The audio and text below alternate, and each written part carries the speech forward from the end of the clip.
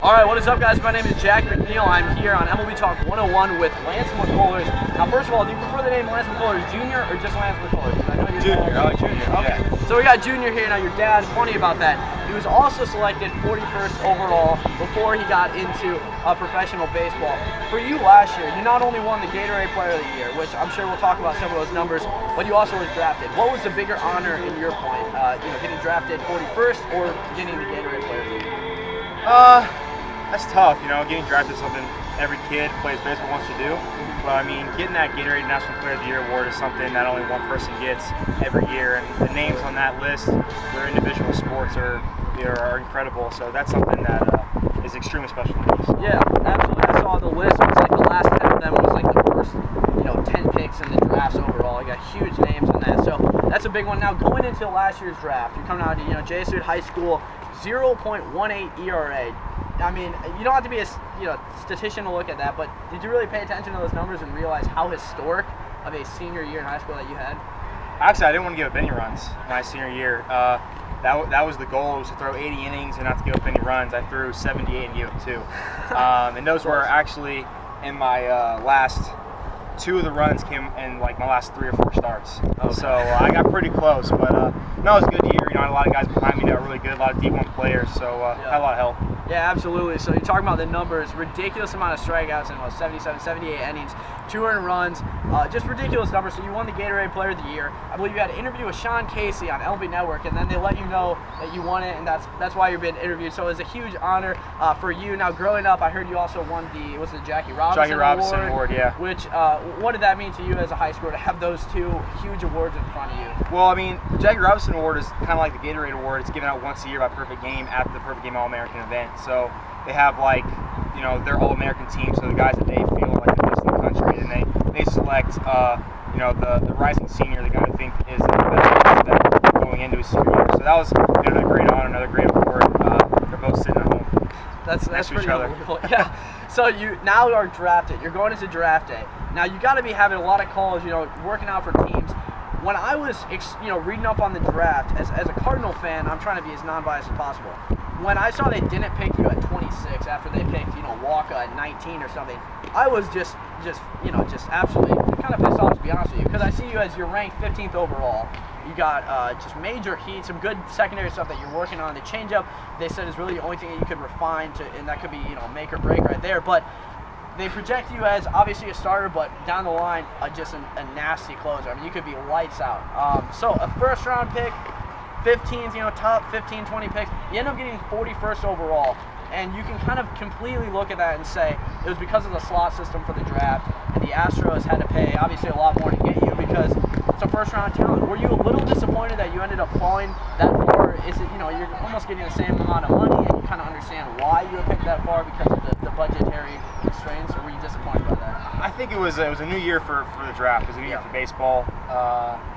I think the number kind of scared maybe some teams away that was out there from sources that wasn't true, and also the fact that some people do project me as a closer, but I was disappointed at first, but I think it all worked out as best as possible. I have a lot of really good friends that are actually playing in the Astros organization and on this team right now, so I couldn't be in a better place. Yeah, absolutely. And this Astros low-A team is just stacked right now with Correa, yourself, Ruiz, a top talent. He hasn't performed this year, but I mean, all those guys are first-round picks, so you can't really go to this Astros team without those guys because they picked Correa, signed him for a little bit under to be able to get you and Ruiz, so it's kind of all working together to get those first-round picks. So now you're on the Astros low-A team. You've had a phenomenal year so far. ERA right around 2, under 2. Is it tough for you because you probably haven't had any failure really throughout high school? Senior year, 0.18 ERA to now go into the minors and at least not get hit off a ton, but at least give up a few runs. Has that been an adjustment? Sometimes a struggle at times, or not? I don't accept, mediocrity or, being average, and I think a couple of my starts I have been a little bit average. But it's just the ups and downs of baseball. When you have, you're pitching every 4th day, you're not going to have your best at the first time out. And I think the biggest thing I've learned is that on those days when you're not going to throw up zeros on the board every inning, how much can you limit the damage? How can you give your team a chance to win? Are you going to go out there and have, your C stuff versus your A stuff and give up 8 runs, or give up 2 or 3 and give your shot shot, give your team a shot to win. So, I mean, I'm just, really focusing on that and developing my mind as a pitcher. I haven't been pitching that long. So, there's up and downs, but I think, if you can't deal with those, if you can't deal with baseball, understanding that, there's going to be ups, there's going to be downs, you're going to be great, you're going to be bad, then, you never make it in this game. That's true, and you talked about the because the GM of the Astros, Jack McNeil, developed that with his piggyback style pitching, where you go the first 4 or 5 innings and they see, how you can limit the damage when you don't have your best stuff, how you can learn and adjust in the minor leagues and almost kind of grade the pitcher. So how have you enjoyed that, or maybe not enjoyed the piggyback style where you got someone coming after you? Is it more of a mental thing, knowing that someone could pick you up, or just going out there and starting the first few innings? I think it's different because, like I said, I hadn't been pitching too long before I got into professional baseball, so I was kind of just getting the idea of being a starter. And now with the piggyback system, now we're starting sometimes and we're leaving others.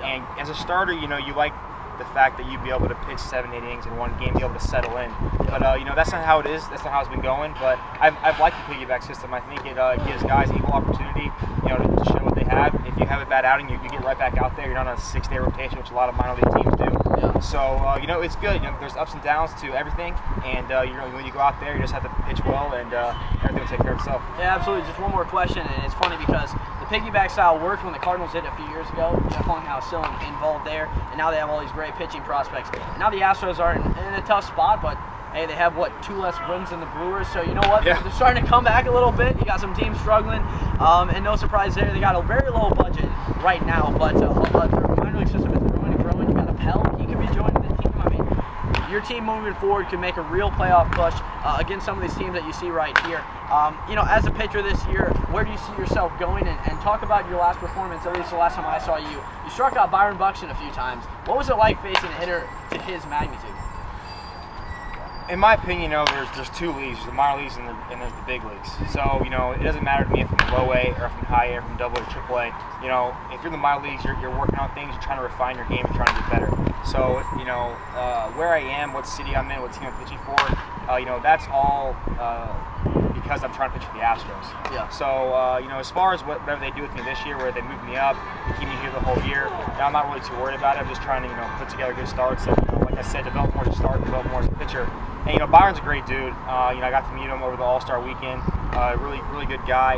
And I think it shows you what you're made of. If you're gonna give in to a guy like that and be another guy in the highlight reel, or if you're gonna go challenge him and go out guns blazing. So Byron's a great hitter. I think I've gotten the better end of him a couple times, but hopefully down the road there's many battles, and I'm sure he'll get his fair share of the stick. Yeah, absolutely. With the Astros now in the American League, they'll face the Twins eventually. So Lance, great talking to you, man. Good luck in the future. All right, man. Appreciate it. Have a good one. Yep.